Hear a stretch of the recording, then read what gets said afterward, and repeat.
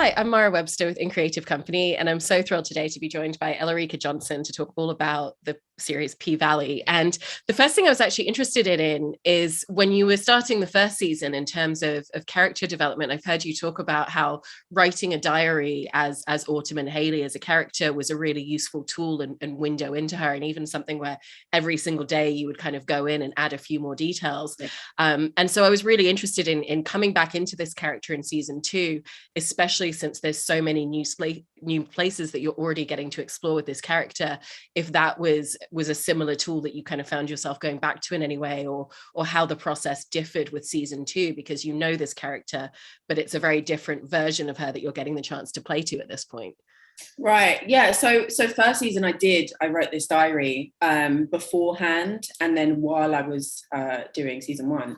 And it's great because it just helped me learn so many things, and it almost felt like a tool to go back to just remember certain moments when I had to do scenes that were in episode 2, even though we was on episode 5, and I think this season the difference is I started almost like a new chapter in the diary, and it was very short, and like you said, I think it was because I know who she is now, and I knew what she was about to do, and so it then became that tool for me, which was looking back, having something to remind me of where she came from in order to know where she's going. So it was less about adding to the diary and more about using it as something, like an index almost, just to kind of check where I'm at and what I'm doing. So it was really helpful. I didn't realize it would do that. I've done it for other characters before, and I've never had to go back because I haven't stayed on as long, if it's for a show or for a movie, so I've never really gone back, but this is really helpful, so I've learned something in the process. Yeah. And with a character like this as well, was it quite a challenging character to take on in the first place? Because obviously with everything in the first season, so much of this character was about her concealing details and kind of not revealing her emotions or telling people about her past, and we got to see little flickers of it through the flashback, but it was really this very gradual build throughout the season in terms of the way that we got that information about her as a character, and especially bearing in mind that usually you don't have the full scripts up front. Was it quite challenging to find a character and to play a character where so much of it was about the undercurrent versus what was on the surface, and where even the information that you had was a bit more limited to a degree? Yeah, that kind of keeping that undercurrent, keeping everything kind of close to my chest and her chest, that for me is very exciting, because it's almost like having a secret, not being able to tell it. And we had moments on set with some of the other cast, and the other cast, we knew things that they didn't know. And the way that Katori works is she kind of gives us little bits of information. So as much as the audience were seeing it as they were watching it, in the process of filming, I was learning as I was going along as well. So, I'd be in episode 2 and I'd be like, oh, Katori, what happens by episode, 3 or 4? Like, can you give me something? What happens here? And she's like, you'll see. So, that I think that part for me was the hardest. I'm like a tiny bit of a control freak in the sense that I like to know what's happening. I like to know where I start, where the middle is, and where the end is. And I just didn't get that the first season. So I think that process of learning as I went along was the difficult part. But the undercurrent stuff, keeping, this kind of secret past quiet, that was just super fun. And then I also wanted to ask you about some of the initial training that you did in the role in working with Jamaica Craft, who does a lot of the choreography for the whole series. Because I thought that was a really interesting window into the character in terms of, how does she move on the pole and how does she move as a dancer when she first shows up to the club? Because this isn't something where she comes in with extensive experience. And what does it look like when one of the other girls is teaching her some of the moves and she becomes a bit more comfortable and as more self-confidence comes to the foreground within herself again. And so how did you work closely with someone like Jamaica and figuring out what the specific movement, motion and choreography of Autumn as a character was going to be for the show? Yeah, I think the beginning process was the question of what does Autumn look like as a dancer? What kind of moves does she have? Where does her movement come from? And it was the same question to me, because as everybody was training and kind of, getting to know the ropes, there was only one person who had done dance before, really professionally, which is Brandy Evans. And none of us had done a pole before, so we were all learning. But what was great about my character was that, she's not a dancer straight away. So she's learning. So as much as we did the training beforehand, I could still learn as we went along, because it's hard. And so to get all of that information, to get your body right, to get the flexibility that I had when I was, I don't know, 5, it seems, because everything is so stiff now. That at least I had the time to kind of do that with. And so, those conversations with Jamaica at the beginning were great, because you start talking about actual character work that I've done, things I put in that diary, which were, what does she listen to? What's her favorite music? And it turns out she has very good taste, similarly to mine. And, it was really, she had this sensual side of her that, she never really got to show. And this was her moment. So a lot of it was, let's talk about floor work then, if it's not on the pole, and if you're starting out, finding those movements on the ground, and then getting up on the pole, and doing that in what we see as Autumn's very, sensual, poetic kind of way. And I enjoyed it because I was finding it. When you train and when you're trying to be this person who has this skill, you're not finding it. You need to have it. It needs to be there because the show is about to happen. Whereas I was able to kind of learn as I went along. And Jamaica was incredible. Those were fun. Some of the funnest moments being with her in the studio, and some of the other dancers. It was the best time. And if you haven't tried it, please do. It's really fun. Was there quite a lot of training off of the pole in terms of just the very specific physical strength that you have to have in order to pole dance? Because it requires so much kind of like muscle tone and core in order to pull off any of those moves. So was there a lot of training that you had to do that wasn't even dance training in order to be able to pull that off? Not exactly. And I'd say that because the conditioning, so like pole conditioning, I guess that's a separate part of the training, but it is all to do with the pole. Pole conditioning is like, strengthening your core, getting upper body strength. But it was all done with incredibly loud music, hills, and a stopwatch where you're like, let's go. You go around the pole, you go down, you go up and down, you get 2 minutes to breathe, and then you go again. So I guess, yeah, there's conditioning. I don't have the strongest core at all, but in a couple of weeks, I definitely managed to see some kind of muscle tone on my stomach. So I was really impressed. And you were talking there as well about, music as a window into character, and particularly for a show like this, the music's so prevalent in the way that the stories are told. Was that kind of the way that do you tend to use music quite often for characters in that way, or was it more involved because of the way that music is so much at the center of the focus of the way that this story is told? Yeah, it was way more involved for this project, and that's to do with the culture. The show is very heavily music based. We've got an artist in there, Little Murder, and they're constantly writing and in the studio, and so the sound of this show has as much to do with the characters and the space as much as the characters are to do telling the story, and so that storytelling part is huge, because we're talking about, this is where this person came from, this is the kind of music that comes from this place, and this is how they grew up on this music, and how they became who they are now. And so with Autumn, her sound is slightly different. It's more sensual, and it's more it's nice because there's a difference between her and the other girls. Mercedes, the way she moves on the pole is different to Miss Mississippi, is different to Autumn, and then as we move on to season 2, it's it's different to all the other characters, and I think it just helps each and every one of us identify who our characters are and where they came from. It's huge. We love the music on the show. That's every day there's music playing, before set, on set, after set. It's a whole vibe. Yeah. And also in terms of her personality and her characteristic traits as well, you're talking there about when it comes to the dance, it's more of the sensual side with her. And she's also someone who's not the first person to feel a need to say something in the middle of a group of people and to assert herself. kind of verbally through dialogue.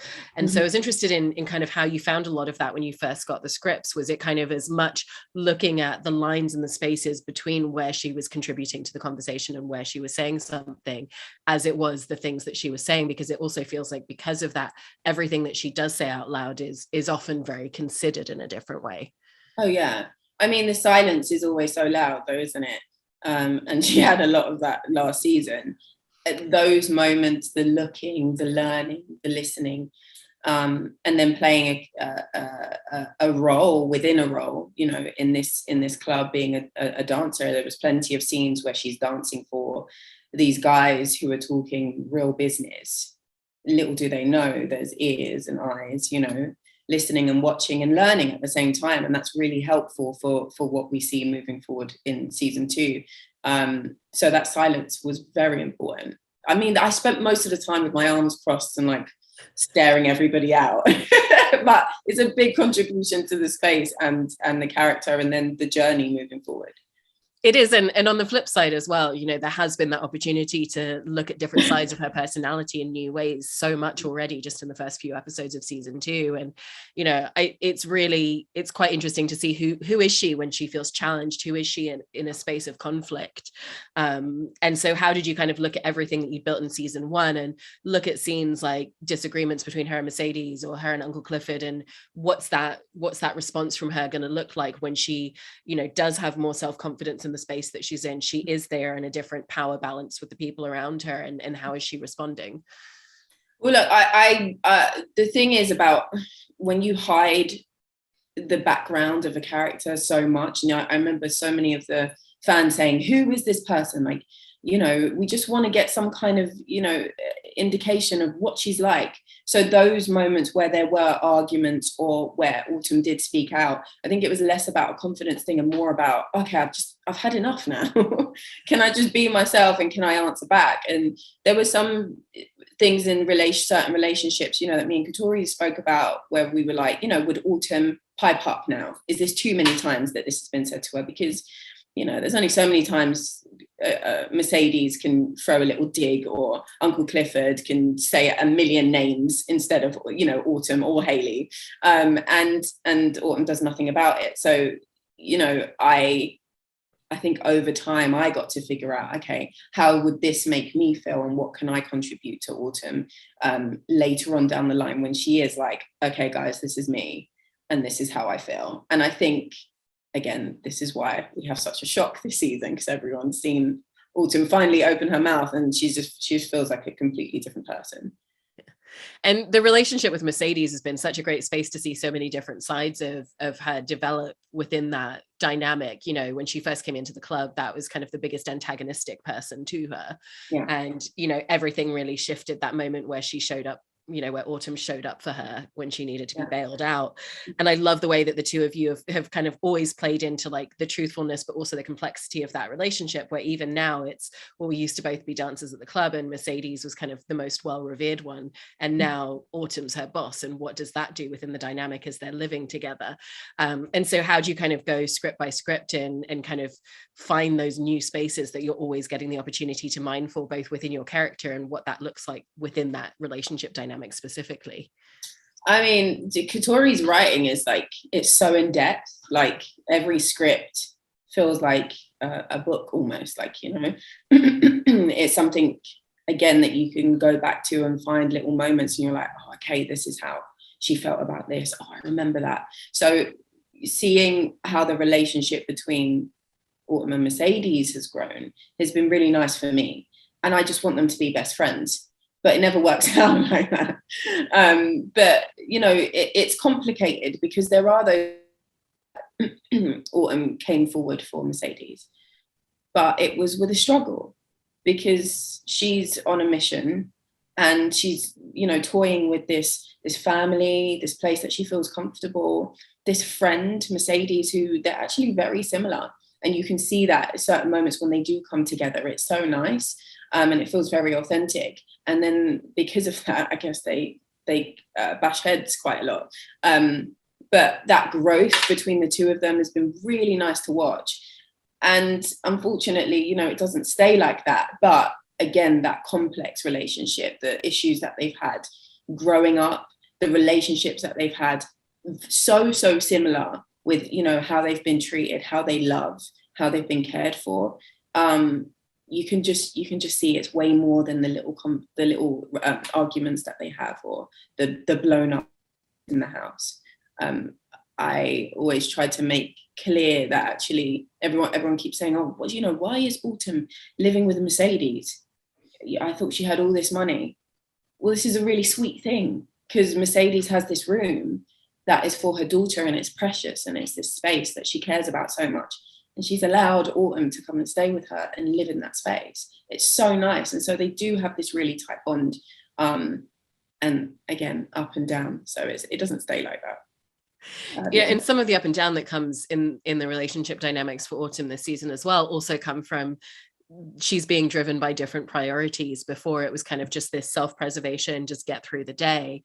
And now there's so much on the line in terms of the success of the club monetarily, what that means. And especially with the fact that the show is addressing what does that look like at the beginning of the 2020 pandemic for a club and for all these women. And so how have you felt that that's also altered and influenced some of the dynamics and some of the interactions? Because there are moments where she's making choices that are more driven by that than the personal interactions, because it's about the business first at certain times. Yes. Well, Autumn's got her business hat on this season, and it's nice because I can finally give the audience something a more like, because that's where she felt most comfortable. You know, Autumn's lived a whole life where she was, and she worked with, you know, people who were very important. And now it's like, oh, I'm here, look at me. And then there's the priority of making things work, of you know, looking at the figures, making the best that she can for the Pynk, and what's ahead. It doesn't look very good. So let's think about money. And again, her priority is finding the money to move forward, to continue the promise that she made to her daughter, which was to get everything together, to do the best she can to create a new life for herself and to move forward, so that her daughter's death isn't in vain, which again, you know, is kind of silly, because at the same time, she's found a space where people actually care about her and she can build. But right now she's toying with the two things.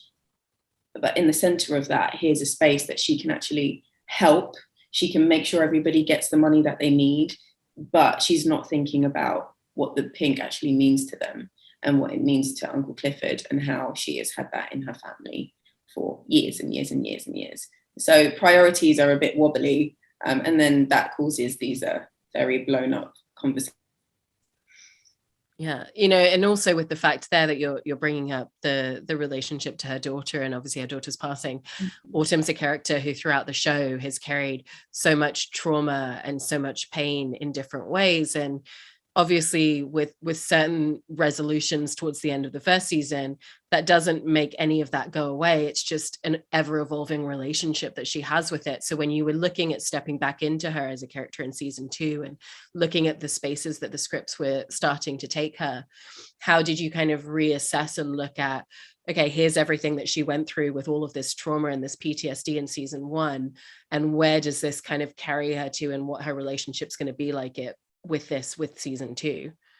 It was kind of looking at how the relationship had changed just through like dialogue and script, how it had changed with everybody, because it does, you know, on a professional level with Andre, it's less about, you know, the sexy conversation and more about, okay, I own a business now, let's talk seriously. So there's that with him, and then with Clifford and Mercedes and even Miss Mississippi, those changing relationships are they're on the page, and I know there's something that I have to put across, but how do I then also have this you know, driving force of, okay, this is all me moving forward and making things work for my daughter that I lost, and keeping that sadness, you know, down, but having it be there, and also, you know, be the kind of inspiration to keep moving forward, because there are moments where Autumn wants to give up because it's a lot. know, your friends and then all of them, and nobody, you know, wants to be cool with you, or no one wants to listen to you. And so in those moments of like having to put a brave face on, in the quiet times, what does Autumn think about? And where does her mind go, and how does she really feel? So again, it's the same as, you know, first season, in the sense that there was a lot of silence in the space of everybody else, but now there's silence in the space by herself. And I just wanted to look at, you know, what was the conversation with Autumn herself in those moments. And I think that helped moving forward with certain conversations, you know, even the moments, the quiet moments with Mercedes, where it's like, you know, we have the same thing. We've kind of lost a child, and we understand each other. And I think that's mostly where I found that it felt strongest, were the moments with Mercedes. Mm-hmm. You know, and you're also bringing up there the dynamic with Andre, and I love the fact that both of you, in playing these characters, describe there being a real element of them being soulmates for one another, even though, you know, where they are in life doesn't line up at any point, at least up until now in the show. Was that something that you kind of felt and found very early on in the scripts, and where you saw the dynamic in the conversation? Because right from the very beginning, it's always felt like, even when she's not telling him something, that he's always the person that she wants to be able to say something to. Yeah, exactly. She did, like that, like there was no one else to speak to early on. Who can I just, you know, like if you have a secret, you just really want to tell just one person. And she does. The first conversation she has with him, she tells him her name. And it's like, that's number one no-no. Like, don't do that. You've blown your cover already. You've been here for 5 minutes. But there's that magnetic thing between the two of them. She's drawn to him and he is drawn to her. And like you said, like, you know, their lives haven't matched up, I guess, until now. He's in a different place in his life, and she is also. And that kind of question of, is it going to happen? Will they be together and run off into the sunset?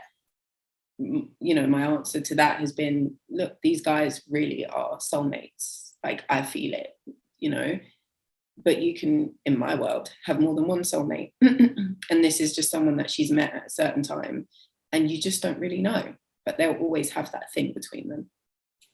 Yeah. And with the fact now that you've kind of gone through 2 seasons of playing this character, what's kind of the breadth and depth that you feel that you have with this character at this point, from the fact that you've gotten to play her so much, spend so much time living in her, and especially because, you know, like you said earlier, you've gotten to play so many different dynamics of her at this point with the different storylines? I will be honest and say, getting season 2 script, I mean, I knew she was a boss, but I didn't know she was that much of a boss. So it did, you know, I played her a certain way first season, and in this season, it almost felt like I got a new character, which was really fun, quite challenging. But that's what you want. And that's why I love this job, because things are always evolving and you're always telling different kinds of stories. And I really had that with her. So I think the time I've spent in her shoes and in her space and seeing these 2 different sides, I think, you know, Katori could really throw anything at me when it comes to her, because that's what happens. You get so involved with the character, and you put, you know, you lend some of yourself to them. And so you always have something to refer to, like, how would I deal with it? Maybe Autumn would do this, but because she's been through this, she'll change, you know, this bit will be a bit different. So the challenge, I'm always accepting a challenge when it comes to, you know, changing paths and journeys. And she is constantly doing this, you'll see. Nightmare. Well, I can't wait to see all of that, you know, and the fact that she is a character that's always kind of showing these new sides, and that there is always that little bit of mystique as well, I think is why she's such a fascinating character to get to watch on screen as an audience member. So I really appreciate you talking all about it. Thanks so much, Elarica. Thank you so much.